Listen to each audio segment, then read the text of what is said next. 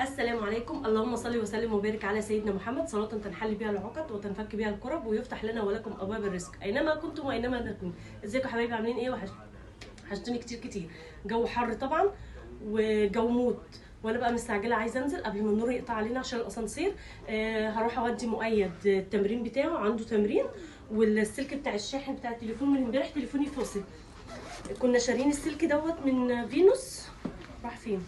من فينوس، ومش عارفه ما بيشحنش ليه، فهروح اشوفه بقى لو هينفع يتبدل او كده، هشوف هيعمل ايه فيه. لو ما كانش هشتري واحد جديد عشان التليفون ما بيشحنش خالص. فهاخدكم بقى معايا كده وهنرجع بسرعه بسرعه. نعمل اكله جميله جدا كله بيتفق عليها، حلوه ومغذيه وسهله جدا، في 5 دقايق بتتعمل.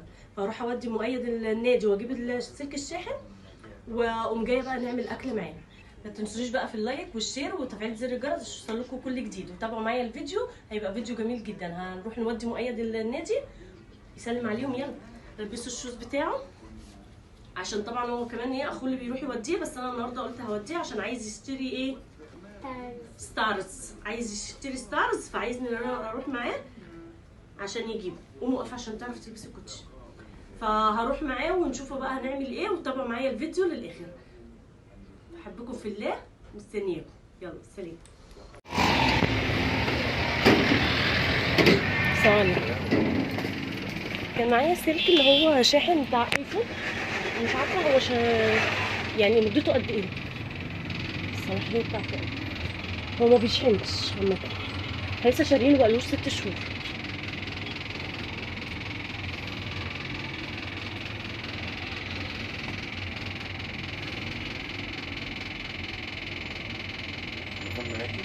اه واصل اصلا.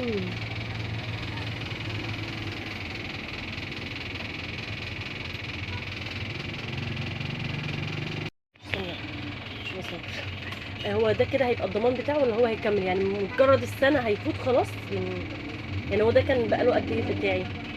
متقلقش مفيش حاجه. كله مفيش قلق. 27/1/2023 يعني شهر واحد الجاي هيكون خالص السنه بالظبط. دوت بقى الجديد صح؟ بالظبط. هو بيتبدل مره واحده، خلي بالك. في الضمان. في الضمان بتاعه هو دلوقتي اتبدل. ماشي، شكرا لحضرتك. اللي انت عايزاه. شكرا. ايه؟ ايه؟ بتقول ايه يا مؤيد؟ ايه؟ احنا راجعين نجيب عيش. ما هتطلع حمدان من التمرين، فاحنا نجيبوا العيش دلوقتي وبعدها نروحوا بقى ايه على التمرين. ماشي؟ ايه؟ وهنا بقى يا حبايبي كنا وديت مؤيد دوت في النادي وقعد يتمرن وهو مبسوط قوي في النادي بتاعه، عشان هو اصلا بيحب يلعب كرة القدم ديت. فانا حبيت ان انا اوديه يعني في اجازة الصيف، وان شاء الله يستمر برضو في الدراسة. الرياضة حلوة قوي يا بنات، فكل اللي عندها طفل وعاوز يروح اي رياضة يلعبها يا ريت توديه، او لسه صغير مش عارف انت وجهيه وقولي له يروح ايه. بصراحة انا اتحايلت على مؤيد كتير ان هو يروح السباحة، راح شوية وكان الحمام السباحة مش كويس، فهو كرهها بقى من ساعتها، فمش راضي ان هو يروح سباحة، فهو عايز يروح كرة قدم.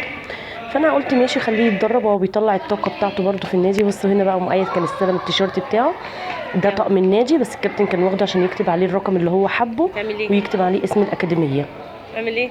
تمام كده. فهو استلمه بقى وكان مبسوط قوي وفرحان بيه.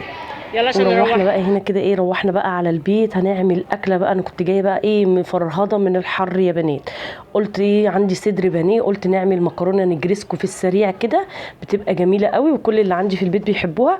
فقلت بقى نعملها كده على طول، بتتاكل سخنه وبتبقى تحفه وما بتاخدش وقت. ماشي. انا كان عندي هنا صدر الفرخه، جبته قطعته، تقطعيه بقى بالسكينه شرايح قطع. انا قطعته قطع استسهلت بصراحه وعشان مستعجله، وغسلته بالدقيق والليمون وشويه ملح ودعكته فركته كتير ونقطه خل، وبقى زي الفل. تمام كده. دي اكله سريعه جدا مش هتاخد منك وقت، وفي نفس الوقت كل العيال والاطفال بيحبوها. النجرسكو سهله وحلوه قوي وفي ثانيه بتتعمل. ما تنسونيش بقى يا بنات في اللايك والشير والاشتراك في القناه وتفعيل زر الجرس عشان يوصلكوا كل جديد. واكتبوا لي بقى اللي وصل لحد هنا يقول لي مين بيحب النجرسكو ومين مش بيحبها. تمام كده حبايبي. انا في النجرسكو بالذات بطلع ال3 حلال دول واشغل ال3 عيون بتوع البوتاجاز. تمام. بصي مفيش 10 دقايق ربع ساعه بالكتير بتكون الاكله محطوطه على الترابيزه وبتاكله. تمام كده، وما بتوسخش مواعين ولا اي حاجه. هي واحده اللي عملت فيها اللحمه. طبعا احنا عملت هنا معلقه زيت وحطيت الفراخ تاخد صدمه، وبعد كده البهارات والبصلايه والخضار اللي هو ايه، فلفل الوان وفلفل اخضر، فلفل الوان اللي انت حباه. وطبعا بتحطي بقى معلقه مع كل معلقه صغيره بصل بودر، توم بودر وكركم وفلفل اسود وشويه ملح. تمام كده حبايبي، وتقلبيها وبتسيبيها. هي ما بتاخدش اصلا، الفراخ بتبقى سريعه دقيقتين وتلاقيها بقت خلاص استوت. الحله التانية بقى كده كله مع بعضه واشتغل مع بعضه. الحله التانية معلقتين سمنه ومعلقتين دقيق، وتحمريهم كده لحد ما تشمي ريحه الدقيق طلعت. تقومي نازله بايه، بنص كيلو لبن. انا عملت نص كيلو لبن بس، او نص كيلو حبه صغنطاطين، عشان مش عايزينها كتير يعني. انا هنعمل برامين بس كده وسط على قدنا يا دوبك يتاكلوا في ساعتها وخلاص على كده. تمام كده حبايبي، والله كانت طالعه تحفه يا بنات، تستاهل بقكم. جربوها بس وهتبقى جميله. عايزه تعملي فيه بقى، بيعملوا اللحمه كده في القص، معلش يا بنات، الفراخ في الجنب كده، ويقوموا مقلبين الدقيق وهيحطوا عليها اللبن، وتبقى الفراخ باللبن كله اللي هو بالبشاميل يعني. انا ما بحبش كده يا بنات، انا بحب كل حاجه لوحدها واجمعهم انا بقى في الاخر، زي ما بتعملي البشاميل اللي هو باللحمه.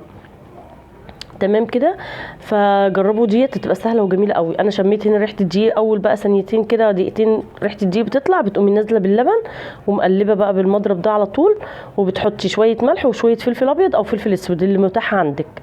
تمام كده، وبتفضلي تقلبي لحد ما بيتقل معاكي القوام اللي هو ايه، ولا تقيل قوي ولا خفيف قوي، الوسط، عشان دي نجرسكم. بس احنا في النجرسكم ما بناكلهاش كده، احنا بندخلها بقى ايه الفرن، بتاخد وش كده بتبقى تحفه. تمام، هنا بقى قبل ما الميه تغلي والحاجه التانية دي تستوي، قلت اغسل الطبقين دول عشان يبقى طالعه من المطبخ موريش اي حاجه. بصراحه انا كنت جايه من الحر بره مفرهده مش قادره، فعشان كده عملت الاكله السريعه ديت، قلت عشان تنجز معايا وفي نفس الوقت العيال بيحبوها.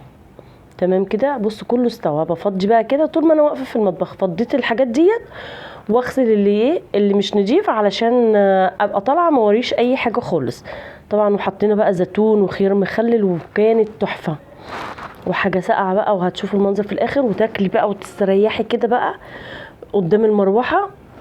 يبقى خلاص. بصوا المكرونه هنا كانت اتسلقت، المكرونه اصلا ما بتاخدش 5 دقايق على النار فاتسلقت. بصوا انا بقى بحب اقلب كله ببعضه كده. طبعا حطيت هنا المكرونه على الفراخ، وطبعا انت بتدوقي بقى كل حاجه الملحها بتبقى مظبوط، وتقلبي بقى كله. اللي عايز بقى بياكلها كده بياكلها، اللي مش عايز يحطها في البرام في الفرن بتبقى تحفه الصراحه. هنا انا حمرت بقى بطاطس، قلت طبعا ايه مكرونه ونجرسكو، لا لازم بطاطس محمره. هنا بقى نعمل البرامين دول بقى، ده بتاعي وده بتاع بنتي عشان هتحط فيه جبنه موتزاريلا. انا ما بحبش الموتزاريلا انتوا عارفين، فهي بتحبها قوي فقالت لي كتري بقى. طبعا ده بتاعها بقى، هقلب لها في قلبها كده جبنه موتزاريلا وعلى الوش وكانت مبسوطه منها قوي قوي. بس يا ريت يا بنات اللي يعرف نوع جبنه موتزاريلا كويس يكتب لي اسمها. انا مش عارفه، كل ما اجيب جبنه موتزاريلا ما تطلعش اللي هي، وبتبقى غاليه والله. فكده عارفين نوع جبنه موتزاريلا حلو قولوا لي. في موتزاريلا فريش بس انا ما جربتهاش بصراحه، عايزه اجربها لسه. وفي المدينه عايزه برضو اللي انا اجازف كده واجرب، وفي ناس قالوا ان هم كويسين يعني، فقولوا لي كده اللي بيستعمل موتزاريلا بيجيب موتزاريلا ايه. دي بقى بتاعتي، حطيت شويه بشاميل كده على الوش وظبطتها، وكانت بصوا خرافه. لا دي كانت بتاعت بنتي، دي بتاعت بنتي، بدل كده الموتزاريلا فوقيها يبقى بتاعتها. انا بتاعتي ما بحطش عليها موتزاريلا.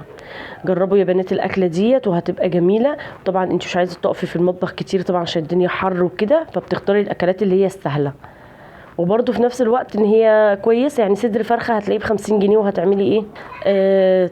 بصوا دول يكفوا والله. احنا اكلناها يمكن 4 أفراد او 5 كلوا منها، مش اللي هو نفرين بس، وجميله وفاضت كمان. اتمنى ان الفيديو يعجبكم، اشوفكم على خير، مع السلامه.